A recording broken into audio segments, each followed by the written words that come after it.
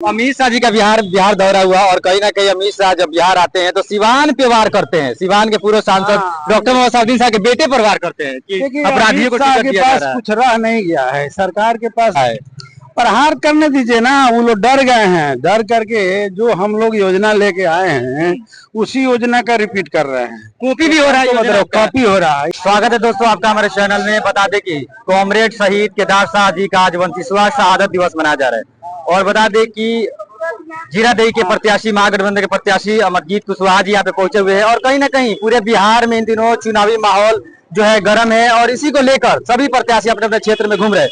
कल नामांकन का अंतिम तिथि था, पहला चरण का, और अंतिम डेट समाप्त हुआ, लेकिन आज से सभी प्रत्याशी अपने अपने क्षेत्र में घूम रहे हैं। ये देखिए अमरजीत कुशवाहा जी से चलते चलते हम बातें करेंगे।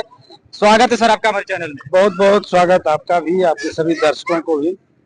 चुनावी माहौल है विधायक जी, क्या कुछ कहेंगे? चूंकि जिस प्रकार से लगातार महागठबंधन पे वार प्रहार हो रहा है।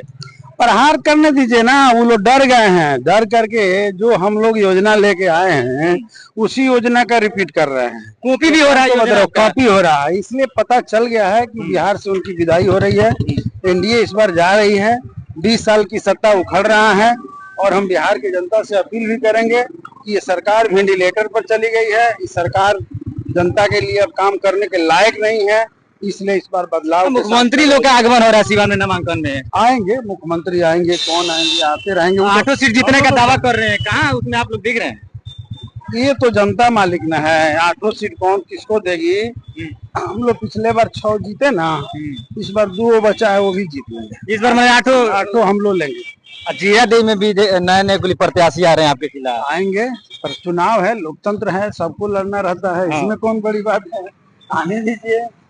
अच्छा, अमित शाह जी का बिहार दौरा हुआ और कहीं ना कहीं अमित शाह जब बिहार आते हैं तो सिवान पे वार करते हैं। सिवान के पूर्व सांसद डॉक्टर मोहम्मद असादुद्दीन शाह के बेटे पर वार करते हैं कि अपराधियों को टिकट दिया जा रहा है। कुछ रह नहीं गया है, सरकार के पास भी कुछ नहीं रह गया है। इन लोगों को केवल हिंदू और मुसलमान दिखता है, पूरे बिहार को बर्बाद कर दिए। आज अपराध कहाँ पहुंच गया है, दिन दहाड़े हत्याएं हो रही है, पारस में घुसकर हत्याएं हो रही है, खुशी की हत्या होती है, लाली यादव की, चंदन कुशवाहा की 2 हत्याएं होती है, जगदीशपुर में होती है, गुटनी में होती है।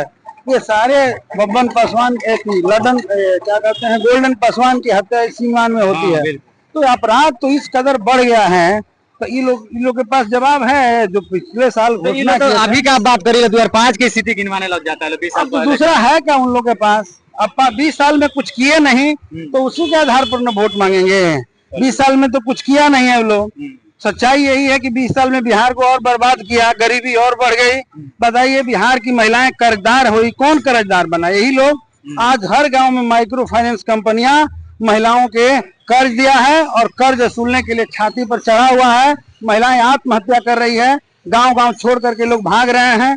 आपने कहा बिहार की जो सर्वे हुआ उसमें देखा कि बिहार के 95 लाख परिवार ऐसा है जिस परिवार की आमदनी 6 लाख से कम है, 6,000 से कम है, और 6,000 से कम है। उनको 2-2 लाख की इन्होंने घोषणा की। आज वो लोग 2 लाख रुपए लोग मांग रहे हैं, तो 10,000 रुपया भेज रहे हैं। डरी हुई सरकार है, इसलिए लोगों ने कहा कि 10,000 में दम नहीं और 2 लाख से कम नहीं, कर्ज माफी से कम नहीं।